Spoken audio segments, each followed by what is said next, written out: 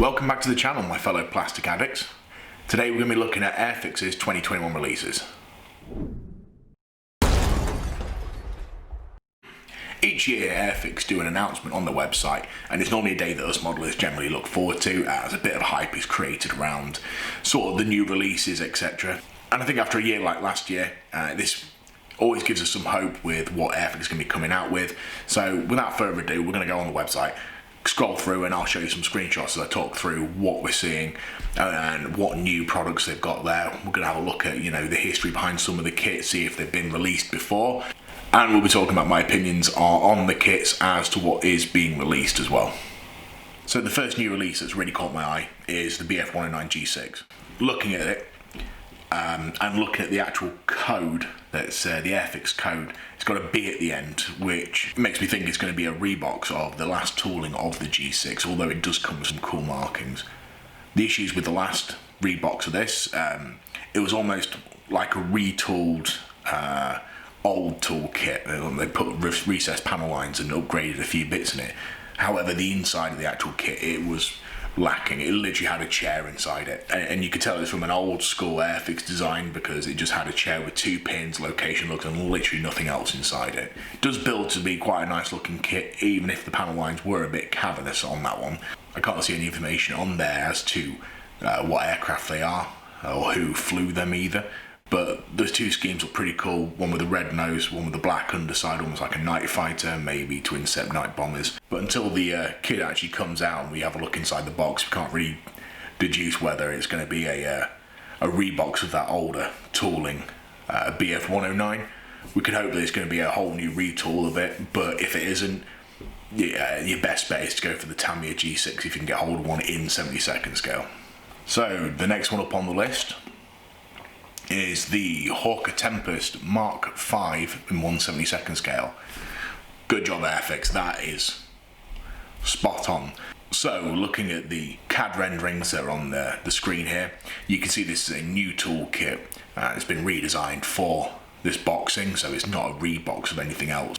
And this is definitely going to be a cool addition to Airfix's lineup, especially with the Hawker Typhoon that's been coming out occasionally in 1/72nd scale.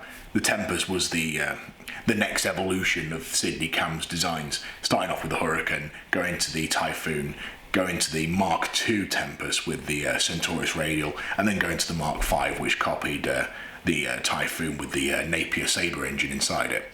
This was like an insanely overpowered engine, brilliant performance in the engine as well, even if it had some little issues, especially on startup. So here we can see the CAD rendering of the inside of the cockpit. It looks very similar to the Typhoon and how it's built, but then again they were very similar on the inside. So there's a lot of space framing, and there's also, it looks like they've put the compass dial that sits underneath the dash in clear plastic as well. So that's a nice touch. And there's also 2 pretty cool schemes, both with invasion stripes. The Tempest and the Typhoon were used extensively post D-Day, which is why they carry these markings. They were used in a ground attack role to sort of push back the German forces, hinder them as much as they could by dropping bombs on convoys, hindering troop and vehicle movement, and just being a pain in the arse for the Germans. So that one's a pretty cool announcement. They say on the website here it says expected in autumn 2021. I am actually looking forward to that, and that is a kit I definitely will be buying. So the next up on the list is this. Lim 5 was a license-built MiG-17 that was produced in Poland. So this is going to be the same tooling as their other MiG-17s they've done. So they've done the Shenyang J6, which was the Chinese license-produced variant of the MiG-17, and now they're doing the Lim 5. Looking at the marking schemes, they've picked 2 quite interesting ones. They've picked a East German marking scheme, which is a 2-tone upper and a light blue underside, and it looks like the other one is a Polish Air Force. It looks like it's going to be natural metal or silver with a blue tail and some cool writing down the side of it as well. So that one's expected to be released in autumn 2021, and judging by the MiG-17 kit that I built early in 2020, it's a good build, there's no issues, and it's quite well designed as well. One real nice touch in that kit, and it's really novel, but it's a good touch, is the section inside the air intake at the front. It allows you to actually put the right amount of mass inside that small area there, and it gives you a good space to hide that mass in there without it being seen anywhere else on the aeroplane. The next one isn't really my cup of tea to build. It is the Havilland Chipmunk T10 trainer. Whilst an important aircraft in RAF history is just not my cup of tea, but it's nice to see one done in 48 scale, and it's a complete new tooling looking at the CAD renderings. So what is nice is that you can see the inside of the engine, so the cowlings can be lifted up to present the engine if that's how you want to build it. And the inside of the cockpit as well with the twin seat arrangement looks pretty good. Okay, so this next one is a kit that I'm actually really looking forward to. It's the Wellington Mark II.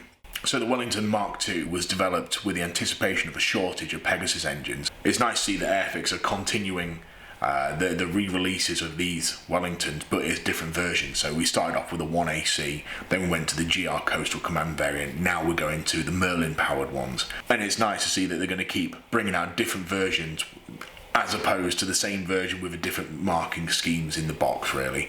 So this next one is the Havilland Vampire F3. As you can see by the CAD renderings on the screen, this looks absolutely stunning. It's going to be a great build for those interested in the sort of golden era British jet technology and the early days of that of jet technology as well, and those that are interested in sort of the de Havilland lineage of aircraft.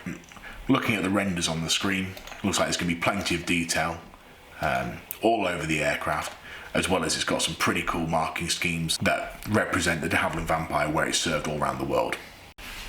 And last, but by far no means least, we have the de Havilland Mosquito.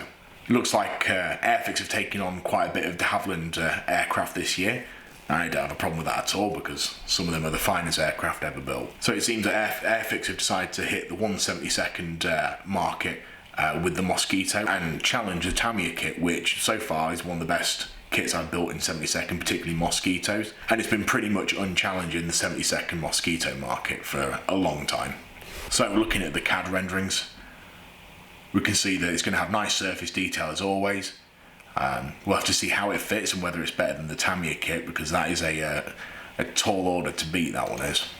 Although, judging by some of the detail that we're seeing in these renders, this kit may end up being more detailed than the Tamiya kit, particularly with in the bomb bays and in the landing gear bays as well.